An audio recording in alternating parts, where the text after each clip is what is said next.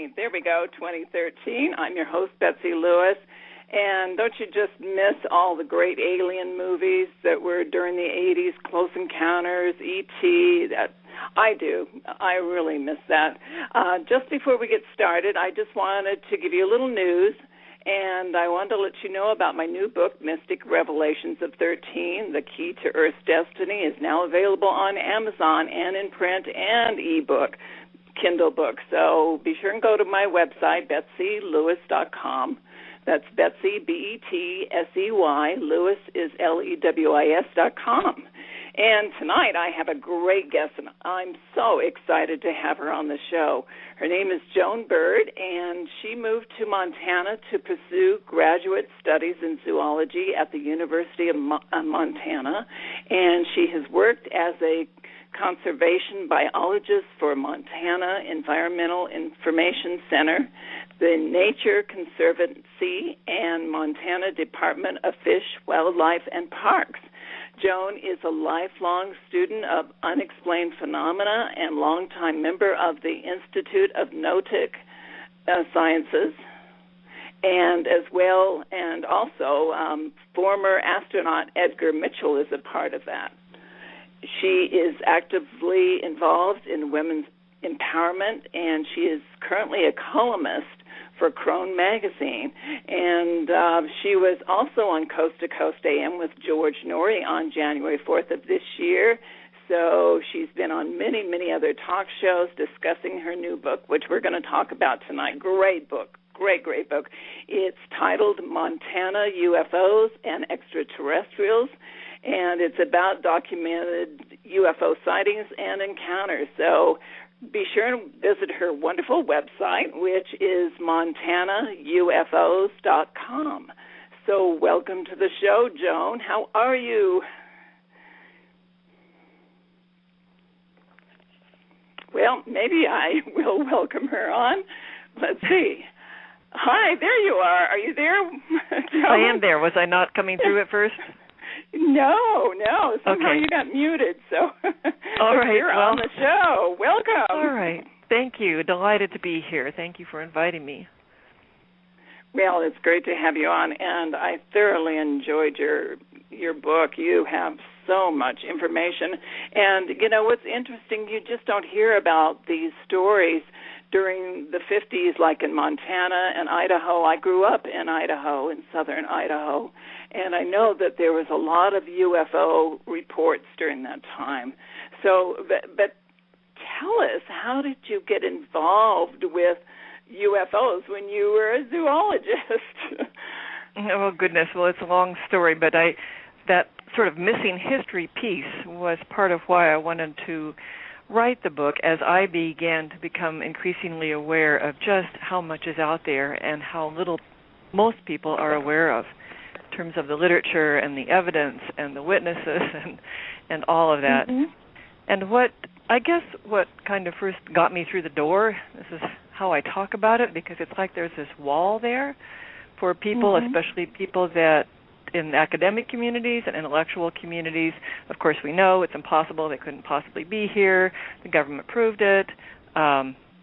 It's ridiculous. The people that believe in them, we don't know sure why they are a little bit off, or they must have been seeing something and been mistaken or whatever. But what happened was that there were some crop circles that appeared in Montana, and at the time I was beginning to do some writing. And I had a friend who was the editor of Crone Chronicles at the time, and I was talking to her about the fact that these crop circles had shown up in Montana, and I didn't know much about mm-hmm. them, but I just thought it was kind of curious. And she said, well, how about doing an article on those crop circles? And I was like, well, that sounds like fun.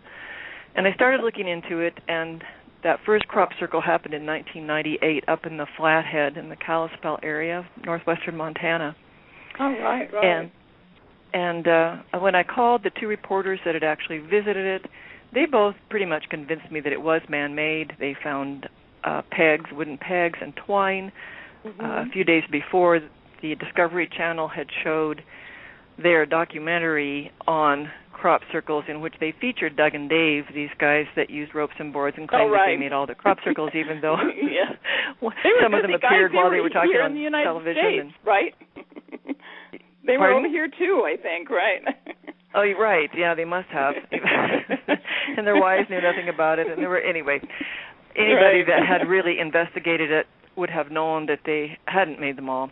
But many people still think that that is the case, that they're all man-made because of the spotlight that was put on Doug and Dave claiming that they had made them all. And it is possible for humans to make some pretty good-looking crop circles, and that's what we decided had happened. It was right next to the community college there north of Kalispell, and that made sense to me. But curiously, another one showed up the next year, and it showed up about 4 miles away, and what's most interesting about it is that the image is almost the same as the one that we're pretty sure was man-made. And in the interim, when I had been studying the British crop circles, I had learned that there had been some excellent scientific analyses done on the plants and the soils that were affected by the crop circles. And I found the scientific evidence quite compelling of the changes in the plant structure and also in the changes that they found in the soil structure as well. Clay particles become crystallized after crop circles have been there, and there have been scientists that say that we don't know what kinds of energies can do this. The only way that we know that this happens in the natural world is when you have millions of years of pressure from sedimentary layers that can create that crystallization process. It happens in kilns when we fire pottery. It can happen when you microwave things. You'll get some of that crystallization. So anyway, this is some of the scientific evidence that proved to me that some of them are not being mashed. They are not being mechanically made with ropes and boards. So when the second one appeared, we did get plant samples. There were people up there who were alert enough, got the plant samples. They were sent off to this research team that does this research, and by golly, they did show these signs of these unusual energies that had created that crop formation. And it was like it was an answer to the one in 1998. The one in 1998 was essentially a medicine wheel, a round circle quadrisected into 4 parts with 3 prongs off of each of the cardinal directions, somewhat similar to the New Mexico state flag, the Zuni Pueblo symbol that's on the New Mexico state flag that people might be familiar with. And then in 1999, it was that same image. However, instead of symmetrically 3 prongs off of each of the cardinal directions, to the south there were no prongs, and I think in the north there was only 1 prong, and in the east and west there were 3 prongs. So we have an asymmetrical response, really, I think, to what appeared in 1998. And then in the year 2000, we had 2 crop circles show up. And there was a fair amount of media attention given to the one in 1999. In 2000, they were just almost completely ignored. I think that maybe the weekly, the Whitefish Pilot, may have published a picture of one of them, but by and large, the larger daily newspapers in Montana, including the Kalispell Daily Interlake, which was the closest, did not do anything, did not do any kind of article, did not even report that they had showed up. So those were the last 2 crop circles in Montana. And some people have suggested that in places where there is a lot of interest in crop circles, you get more crop circle activity. So perhaps if there is very little interest in crop circles, that crop circle activity may end. Interesting. But nothing in the past few years, though? More no, recent. Not that I know of. Really? Although it's possible that there could be crop circles out there that people just aren't reporting. But there does seem to be some factors that are important for the manifestation of crop circles, including water nearby or underground. Underground aquifers occur throughout the areas in England where these crop circles are appearing. And in the U.S., there is a wonderful crop circle researcher named Jeffrey Wilson who has a crop circle research site for the United States. He is, I believe, the best crop circle researcher in the country. And he says that this proximity of water is one of the main factors He also often finds power lines near them as well, and the ones in Kalispell do have power lines in the vicinity, so that may also be a factor that's important. Well, there are so many stories of the crop circles being over ley lines, energy vortexes, but do you think there is a message that they are conveying to us? And who do you think is creating them? Do you have a theory on that? Well, yeah, good questions. I do think that there are important messages in them, but I don't think there are simple answers to that, and I think it's partly the journey of studying them that is available. It's like this graduate curriculum, if you really want to get into it. And year by year, they used to get more complex. And there was a man named Freddie Silva who has a wonderful crop circle website, and he also has a book out called Secrets in the Fields, where he talks about this progression, how they started out being fairly simple and became increasingly complex. And then he found these underlying sacred geometries or geometric theorems, Euclidean theorems. He got in contact with a professor of mathematics who started looking at the crop circles and finding all of these underlying geometries under the forms. So that's certainly part of the message. There is a native man, Clyde King, who had a crop circle on reservation lands in Canada, and he said that they are a warning of earth changes. And some people, when they look at the Montana crop circles, think that one of them looks like it might be indicating a pole shift. That's kind of what it looks like to me. Right. I believe that. Are you sensing that too, about a major shift in the Earth's crust or pole shift? Well, certainly there's a lot of information out there about that possibility, mostly from esoteric sources. Although it does seem like magnetic north is moving. There is no doubt about that. That can be scientifically corroborated. But as to who is doing them, there have been UFOs seen in association with them, not to mention balls of light and beings. This information is just beginning to come out. And how to complete that original question you asked me, how did I get into studying UFOs? Well, one of the other major crop circle researchers, both in England and she's actually an American, is Linda Moulton Howe. And my husband happened to hear her on Art Bell Coast to Coast one night. This was before I even hardly knew what Coast to Coast was. And he came running in from the car, and there's this woman talking about crop circles, and we turned it on, and we were listening, and she sounded fascinating, and she had a new book out called Glimpses of Other Realities, and I was like, okay, I'm going to order that book. It arrived. I thought it was going to be about crop circles, and by golly, the first chapter was about military witnesses of UFOs. And once I read that chapter, I just, after I sort of picked my jaw back up from just being blown away by the information and the incredible credibility and courage of these mostly retired military witnesses that have come forward to talk about both their sightings or their awareness of their radar trackings, or in one of the first cases was Robert Solis, and he was in the base of a nuclear missile launch control facility that oversaw 10 nuclear missiles, and the guards told him that they saw these weird zigzag lights, these lights in the sky that were doing things that aircraft could not do, and they seemed to be headed their direction. He said, keep me apprised.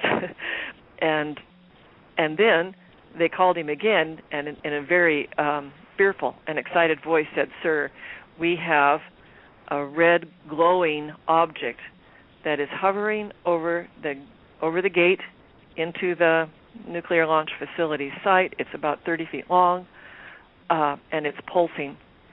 What should we do?" Now what do we do? And at that, and he's kind of like, he said, "Is it a UFO?" And they're like, Then one of them got injured, and he said, "Okay, somebody's hurt. I need to go help them." And while the guards were working on and addressing whatever the problem was on the surface of the ground, down in the base of the launch control facility, they had all these different panels for the different missiles, the 10 missiles that they were in charge of.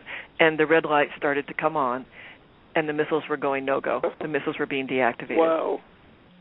And then when they sent guards out to see what was going on, at each one of those missile silos, the guards saw UFOs hovering over the silos. And I recently was able to talk with Bob Solis again, and he says he doesn't know if it was the same one or not, but it seems like there might have been multiple ones that were all acting at the same time.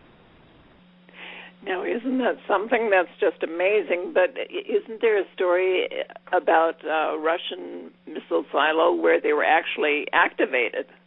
Yes. Oh, boy. This was after Glasnost, yeah. It didn't just happen in Montana. It happened in a lot of different places where we had nuclear missile installations in the U.S.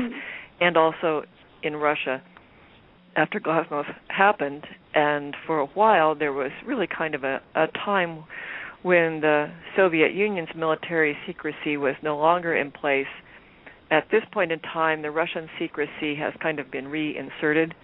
But at that time, it was sort of an open window, and there were Russian military officers who came forward, more than one, and talked about the situation in the Ukraine where one of their nuclear missiles was put into launch mode and how they were just sweating bullets literally for about 15 seconds until they were deactivated entirely. And that also happened there is a witness now that has come forward and said that also happened in North Dakota. Minot Air Force Base in North Dakota. There was a witness that came forward and said the same thing happened there. And I believe that, I think his name was David Schur, and I think he just recently died. But he said that they overrode it. They were able to override, but they were put into launch mode.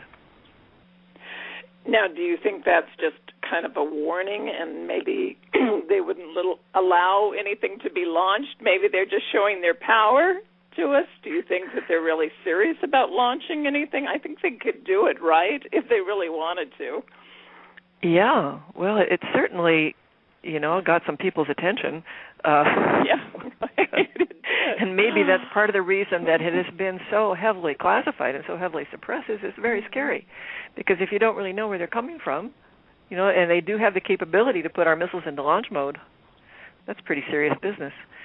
But it also seems that it is not their intention to scare us as much as it is to have us reflect and be aware, perhaps, that there are technologies out there that can render our most powerful weapons of mass destruction impotent. That's a hard blow for the military. It really is. Oh my goodness, yes. And like you were talking about, these orbs. It's not just UFOs or any kind of craft that are seeing these orbs. Seem to be everywhere. And I know when I was living in Utah, my husband and I were there, that there were all kinds of stories about orbs. And, of course, Dugway military base is down there, Dugway Proving Grounds. And they seem to be around that area, but they are also known to create crop circles. Have you found that true in your area? Well, I don't know that we've had any orbs sighted. There were some interesting photos that were taken in the crop circles in Montana that show some of those orbs. It's a little bit tricky to try to discern what are orbs and what may be camera effects and what may be dust or water vapor. I think we need to be careful about that, and I'm not positive about those, but there are definitely some balls of light in some of those photos. And there was a story about balls of light at Malmstrom Air Force Base. I think I put it in the book. I can't remember at this point, about these balls of light actually coming into one of the hangars and traveling around. They were smallish. I think they were like softball size. And people and these guys just watching them come in and come inside the hangars and move around and then pass back out again. Holy cow! Amazing. How do you explain that? Yeah, that's amazing. Do you have any feeling of what the orbs might be? Do you think there's a lot of different types of orbs or intelligence behind these orbs? I do think there's intelligence behind them. I think there are different explanations, and there are probably, maybe there are different kinds of things that manifest that way. I do think at sometimes that they are entities, that they are conscious entities. I've had other people suggest that these are portals, that these are openings into other dimensions. There's a man named Paul Jenkins who suggested that to me when I was in England, who's been a crop circle researcher for a long time. And then maybe they're like drones. I mean, they also talk about some of the contactees talk about the ETs having, what do they call them, probes. They call them probes, where they will send down, and maybe it's like a camera recorder instead of an actual living entity. Maybe it's a technological thing. Anyway, those are some of the ideas that I think are most likely. But I have seen some orbs that actually look like they have faces in them. There's a man. Oh, I have too. Michael Ledwith did a book on it, and he had a friend of his who had passed. His face appeared in an orb. And anyway, there's some very amazing orbs out there that are clearly not water vapor or camera effects. Right. I know they've tried to blame it on things like that, with camera effects, but I've seen too many. In fact, I know of one instance, a friend of mine was in Northern California with redwoods, and you could see orbs around her everywhere, but what you could see was they were actually moving across in different, you could see the streak that they were moving. So my goodness. Yeah. I know. Yeah, so you know that there has to be something to the orbs, Yeah, and it's they amazing. seem to show up, seem to find them more often in sacred places, and also where there are festive things happening. We have this theory that maybe they are attracted by joy, that they that brings them in. I don't know, it's a theory at this point, but my husband and I had the great privilege of getting to go to Egypt in January of this year, and one of the places that we went was the temple at Luxor at night, and there is a courtyard there where a lot of festivals, ceremonies, things took place, and oh my heavens, every picture that I took in that, I just kept snapping them because the pictures were just filled with orbs, and I'd go to other places and wouldn't find them. So, in the same area, in the same temple. Other places they weren't concentrated like they were in this pavilion kind of area where all kinds of things had happened. And sometimes we would find them just in these inner sanctum places where there were altars. Like in the King's Pyramid, we got some really clear, very bright orbs. So in the King's Chamber, in the Great Pyramid. So I've heard stories like that. It's fascinating, and I know they're true. I've talked to other people like you who have gone to Egypt and been inside the Great Pyramid and have seen these orbs in there. So, they're definitely around. But you've investigated some contactee cases, which are just fascinating, and I wanted you to talk about them. A couple of them, I'm not sure how to pronounce his name. Wartina, was it Udo? Is that how you pronounce his name? Yeah.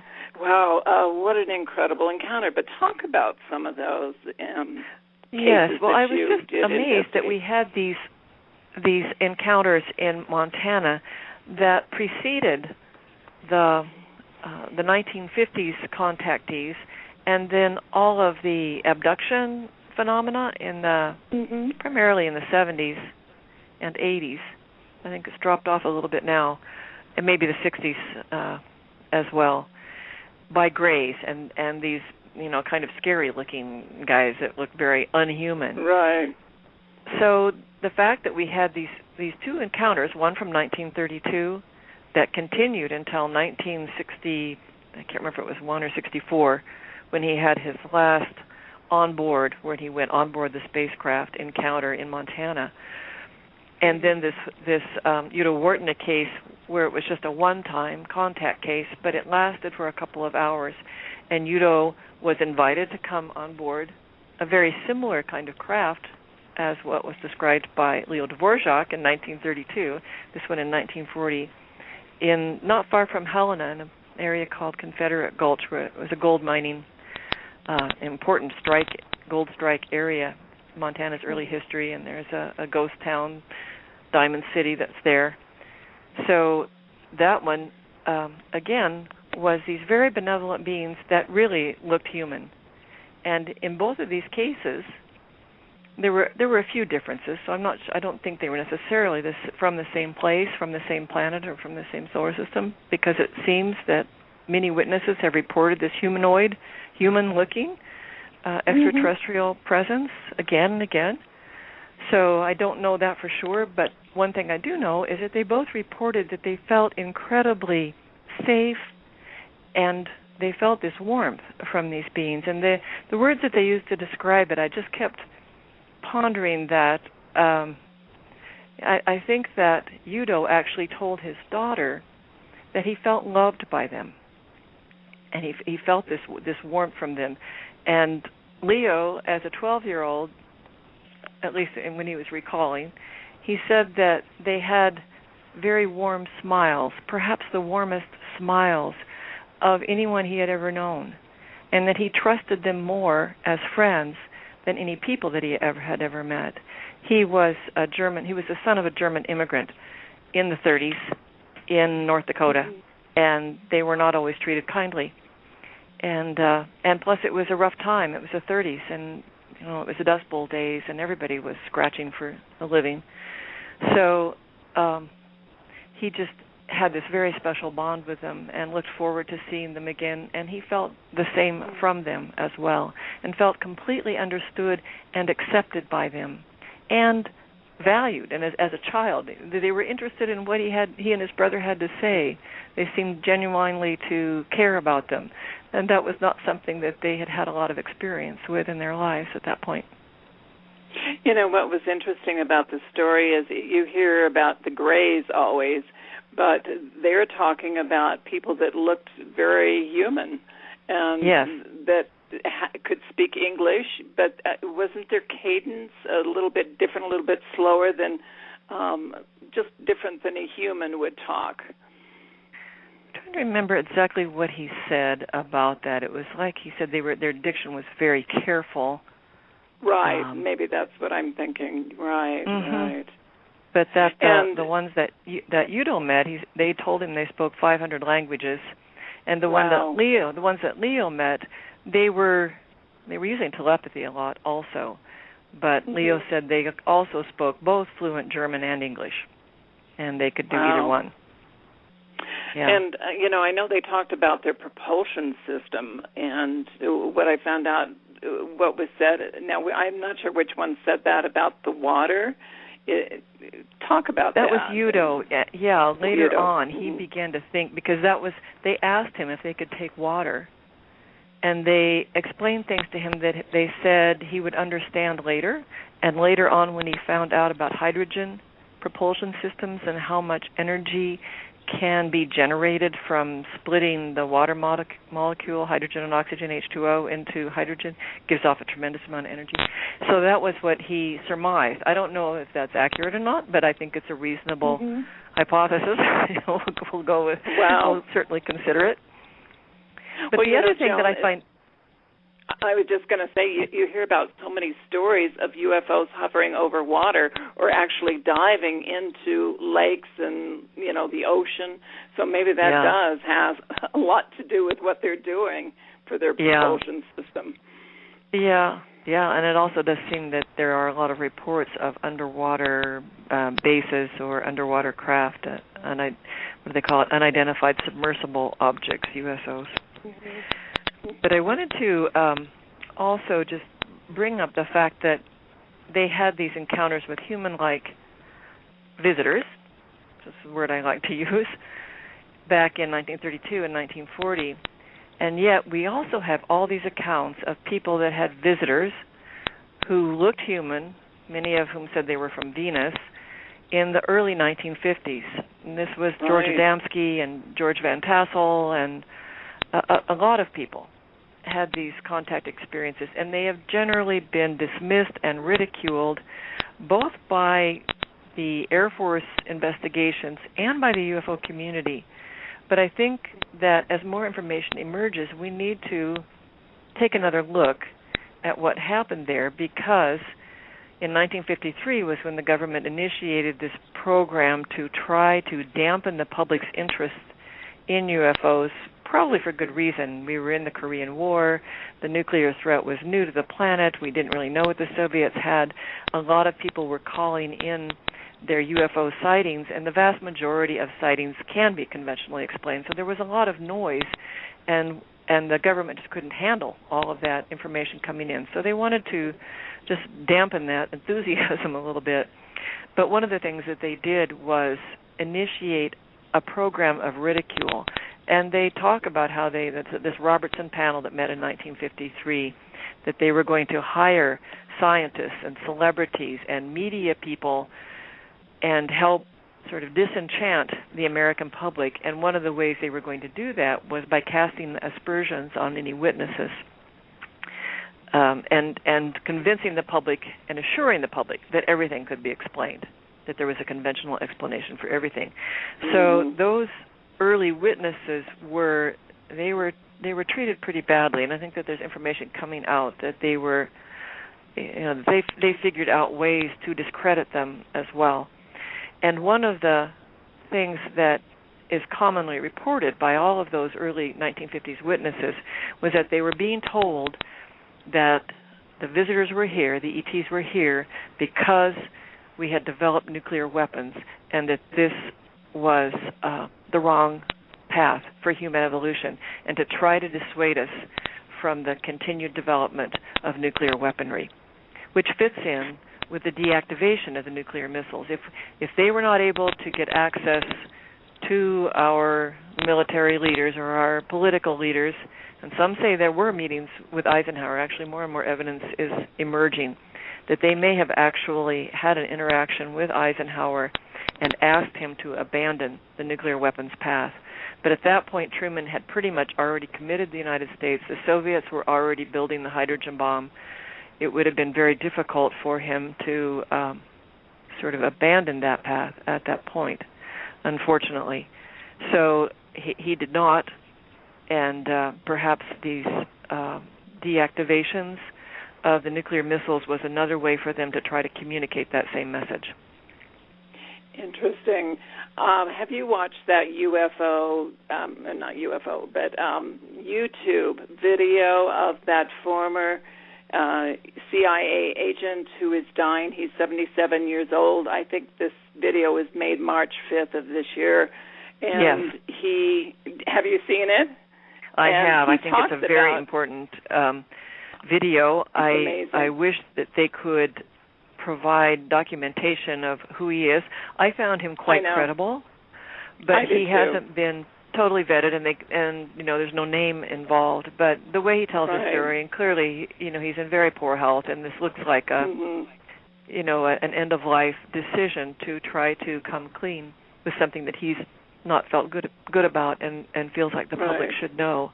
And he says that absolutely, Eisenhower was aware of them, but that already at that time, I think that was 1958, I think, when he said this, that this sort of black operations was already not answering to the president, that he was asking what was going on with Majestic 12 there at Area 51, and he wasn't getting any news back from them. So he sent out the CIA to find out what was happening and asking the Majestic 12 folks at Area 51 to report back to him as quickly as possible.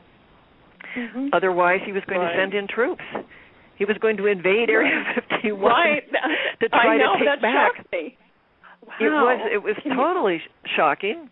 And then when that CIA whistleblower witness and his boss, who had been to Area 51, saw not only craft but also saw a living extraterrestrial alien, that they came back and told Eisenhower this, and he was shocked, but also said, we can't let the public know, and just really clamped it down right there, too, even though he didn't really know that much about what was going on up until they had informed him. Joan, so why do you think they are withholding all this information from us? Why won't they tell us the truth? I mean, what's the big secret?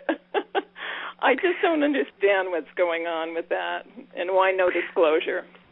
I think that there are many answers. I think there's not one single answer, and I think it's evolved over time. As I said, I think that there were good reasons when the public was becoming so excited and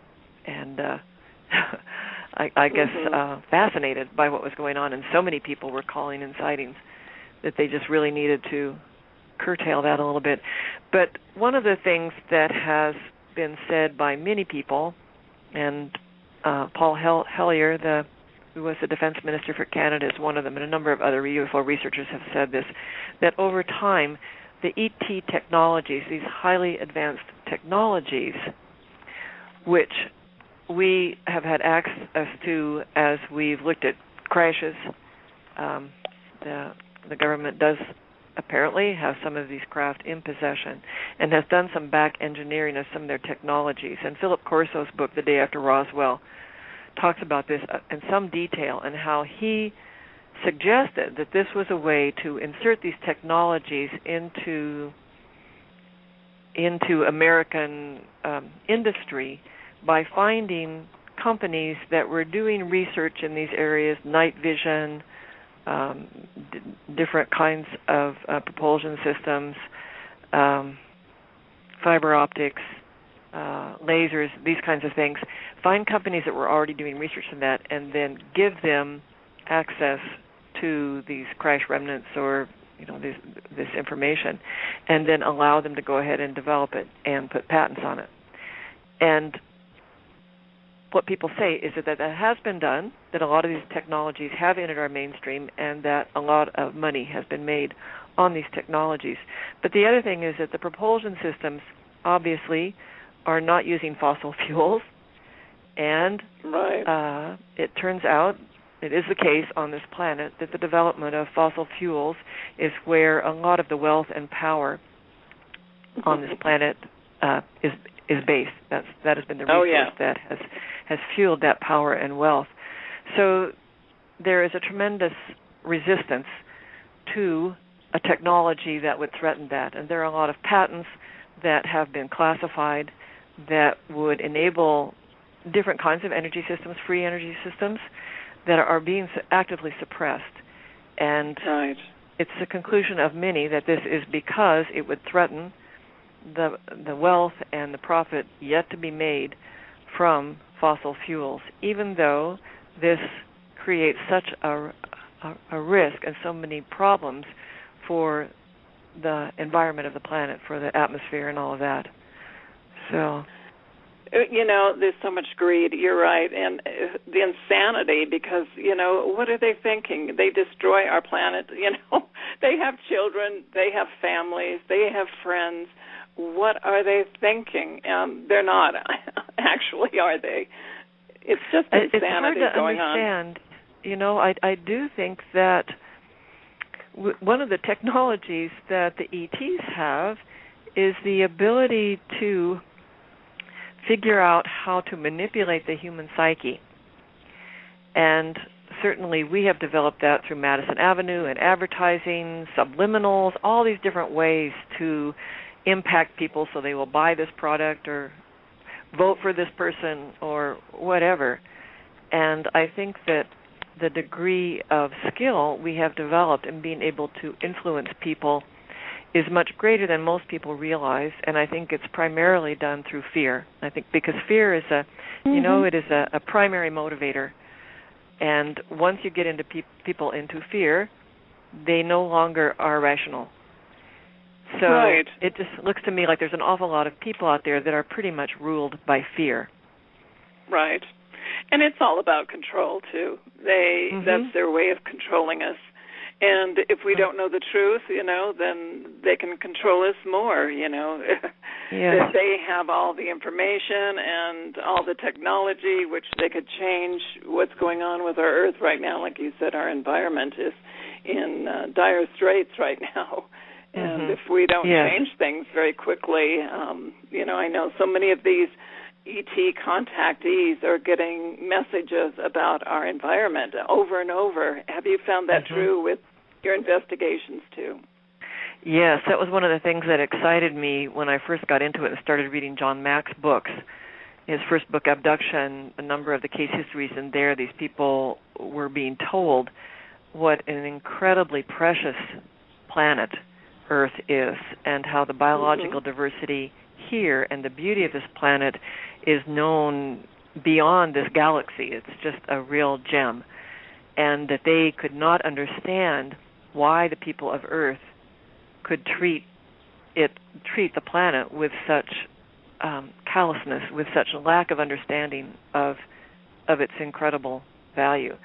And I love that, of course, because I worked as a conservationist for environmental organizations, and it was like, seeing the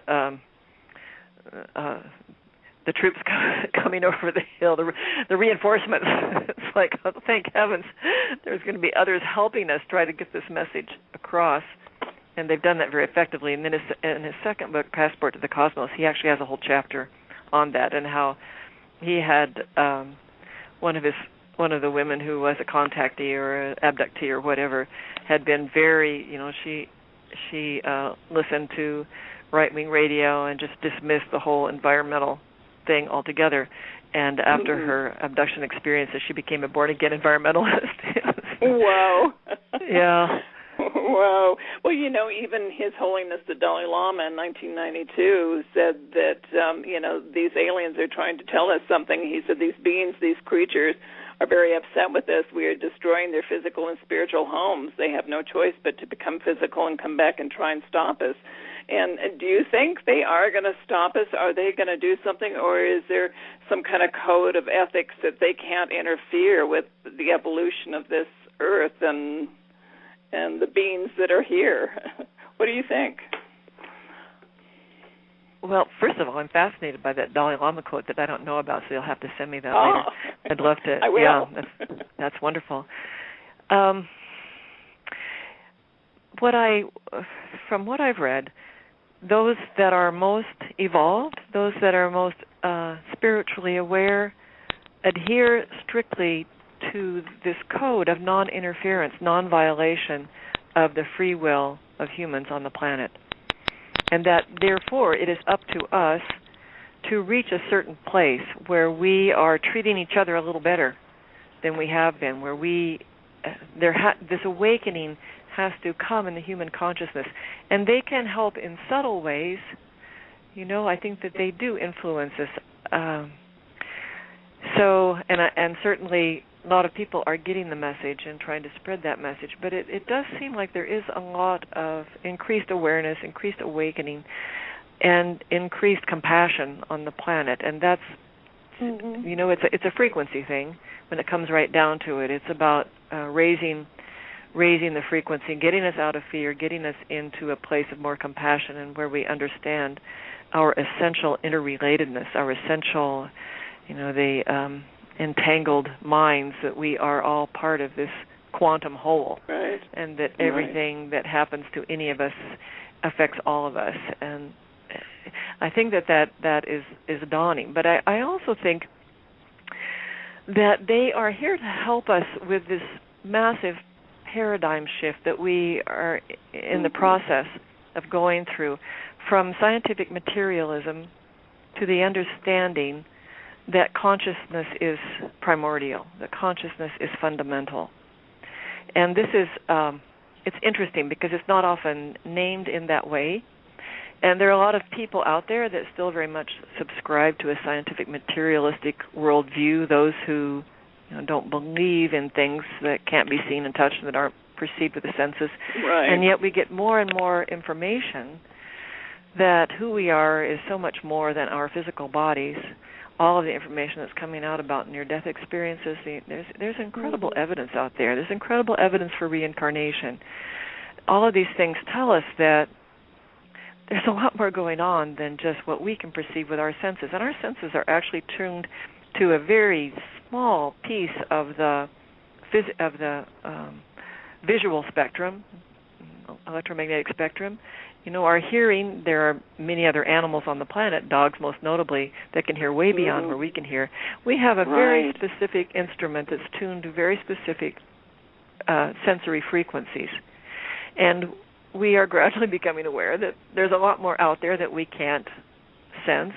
When magnetism was first discovered, it was people discredited it or thought it was witchcraft, or they dismissed it because they couldn't measure it. And then when they were able to measure it, then it became more real. We're measuring a lot of things now that's helping us understand that matter as we've known it is not what we thought it was. I love this quote from Max Planck, which actually was way back in 1931, and he received the Nobel Prize for Physics and is considered to be one of the founders of quantum theory. He said that he regards consciousness as fundamental. I regard matter as derivative from consciousness. We cannot get behind consciousness. Everything that we talk about, everything that we regard as existing postulates consciousness. And I just really love that. And he's got another one that, that matter, as he says, as a man who has devoted his whole life to the most clear-headed science, to the study of matter, I can tell you as a result of my research about atoms this much. There is no matter as such. I love that quote. How true. How true. Oh, how true. And I think we're just in the process of trying to integrate that huge shift in our understanding of the nature of reality, and it's big. So. It is. It is. I think we have to go back to the indigenous ways. The indigenous people honored Earth. They knew that everything was connected and had a consciousness, like you were talking about. And we have forgotten that. We've gotten so involved with our material world, and we've forgotten that everything out there does have that beautiful consciousness, and our Earth is alive. Everything is alive. Yes. Yes. There's a great book that came out 3 weeks after mine by Artie Six Killer Clark. She is Eastern Band Cherokee. Six Killer is a Cherokee name. And her book is called Encounters with Star People, Untold Stories of American Indians. And she has some of the most amazing encounter stories that I have read anywhere, and I really enjoy reading the encounter stories. But I think that we, as Western Europeans, because for whatever reasons we had lost some of that awareness of these other dimensions or these other realities, we were not able to see how skillful and knowledgeable indigenous people are in those other realms, and the whole shamanistic ways of knowing. The ability to understand astral travel is, what we call it now, is something that is just known in those cultures. And I think that that they will help us develop that awareness, just as our knowledge of the extraterrestrials and their capabilities in these areas are helping us develop that awareness.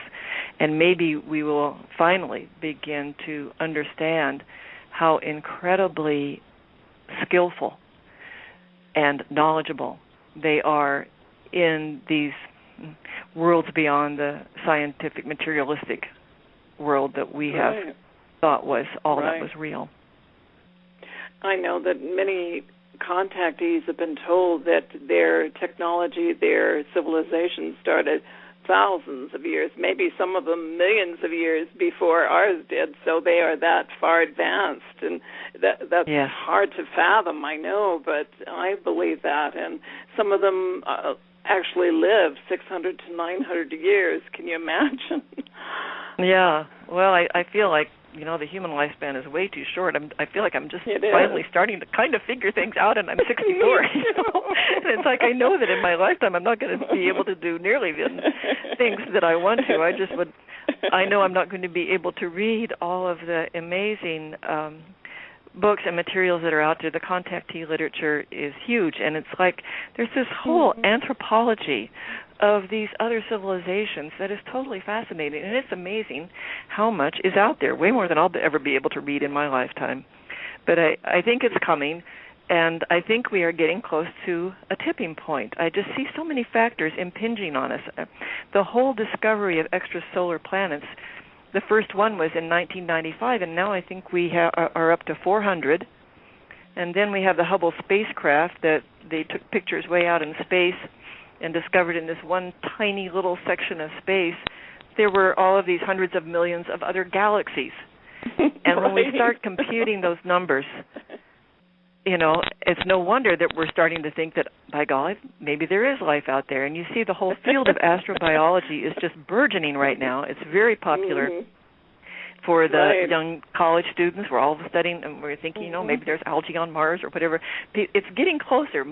I think that most astronomers, astrobiologists would say, yes, it is highly likely that there is advanced intelligent life out there somewhere.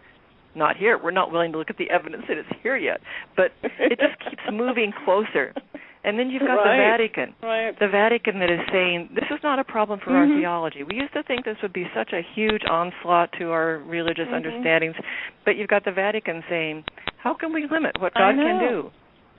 And you actually had, there was a fellow who was very high-ranking with the Vatican who was traveling around Italy and saying, this is a real phenomenon. It is real. So I just think, and I have a friend who is he's actually a Christian theologian, and he's working on a book called Cosmic Comments, and it's about extraterrestrial contact and Christian ethics. What is the right response to these beings? How do we interact with them?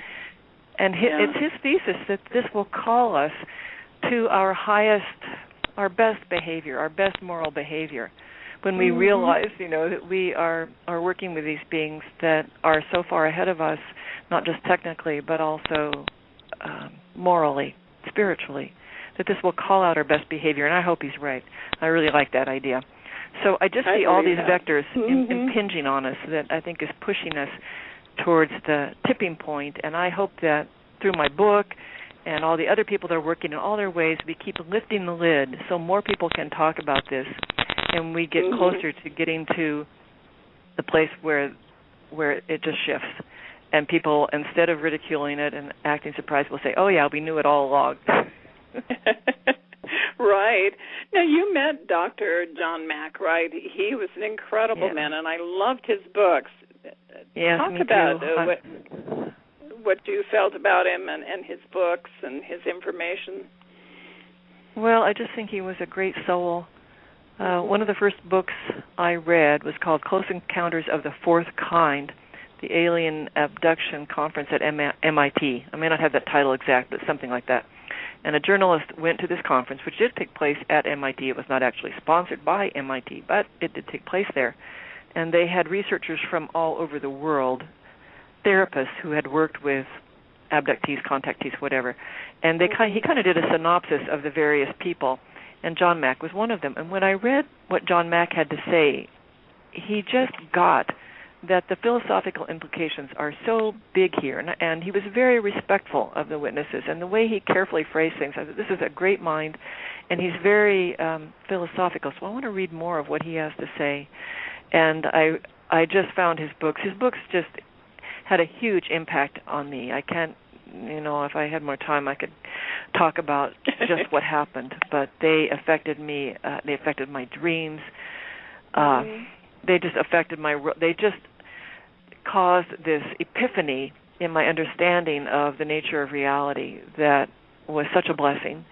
And I had hoped to study with him, and I did go and have one meeting with him, and he was tired. He was working on the manuscript for Passport to the Cosmos, and we came in, and he kind of rubbed his eyes, and he says, so, why are you here? What are you interested in? And I said, I am totally fascinated by the information that is coming from the contactees.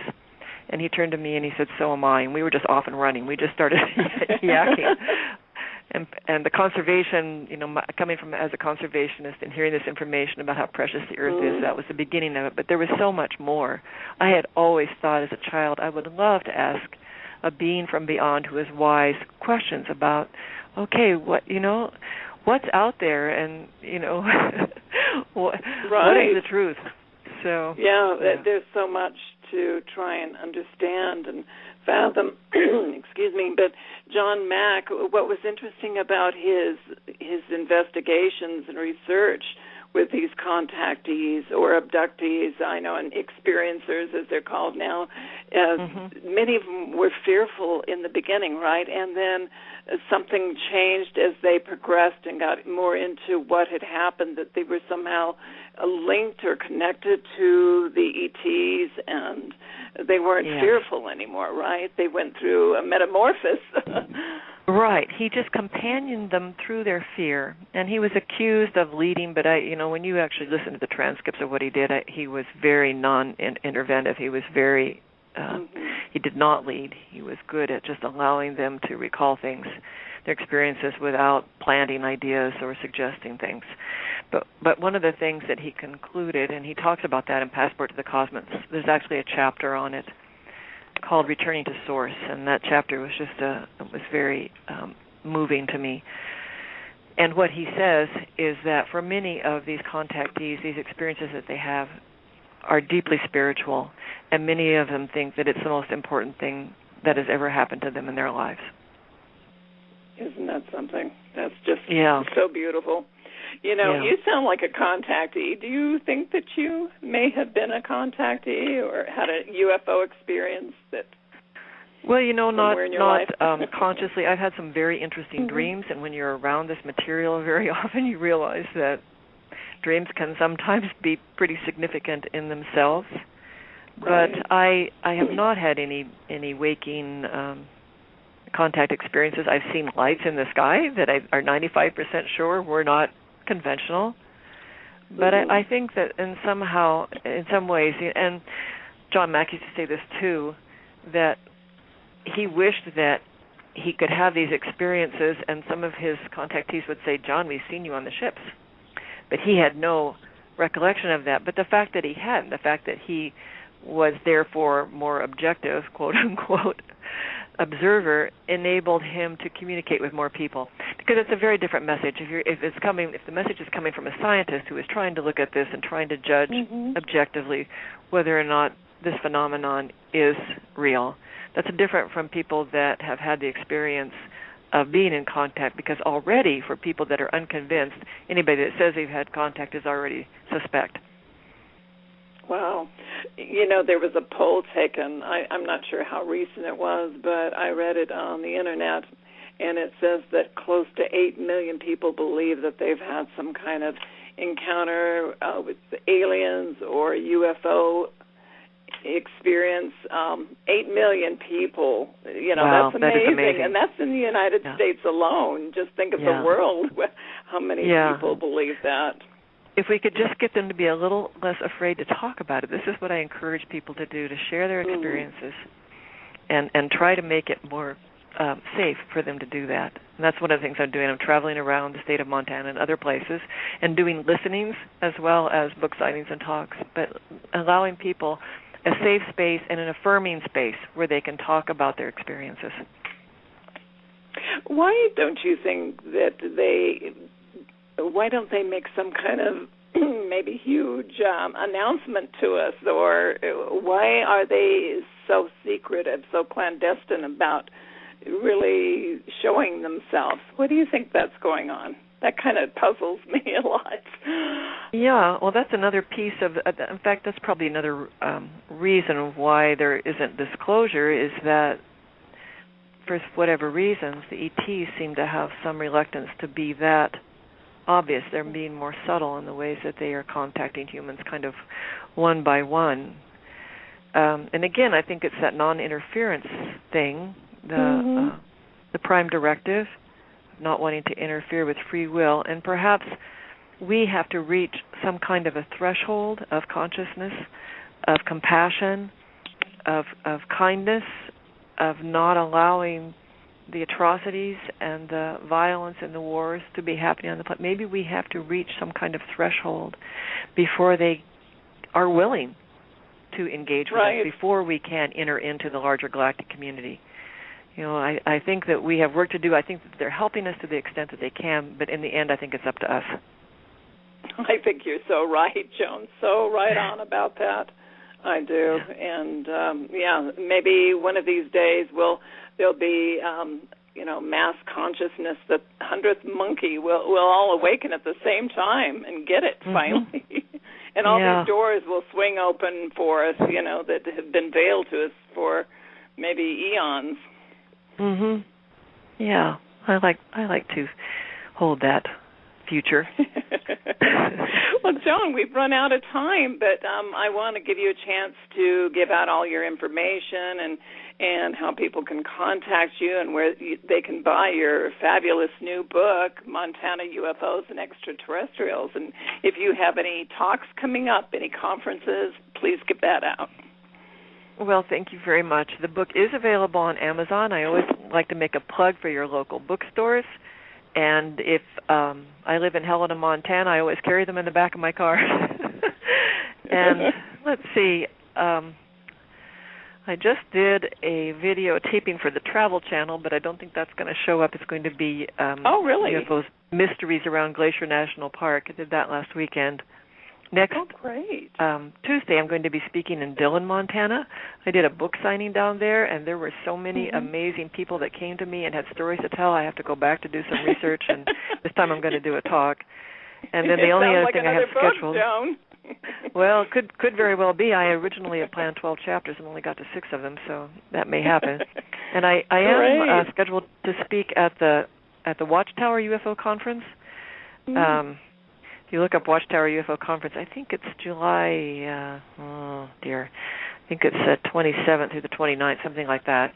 And it's near Alamosa, Colorado, so anybody that's in that area. And it's a camp-out UFO meeting. I understand it's pretty casual. It gets pretty hot out there. It's not plush, but it's not expensive. And I'm looking forward to it. I think it'll be a smallish group, but there have been a lot of sightings in that area. It's a very active area, so I'm looking forward to that. Oh, great. And do you post those events on your website? I haven't gotten to the place where I'm posting them on my website yet, but when people contact me through the website, I'm still using an email UFO list. I'm still kind of catching up with increased correspondence and also trying to take some time off after having written the book, which was a huge endeavor on my part. So what I have is a UFO email list, and eventually I will have a blog on my website. But in the meantime, I have this UFO email list, and if people contact me at joanbird@mt.net address, and if they would like to be on that UFO email list, then I will put them on it. Oh, great. Well, that sounds great.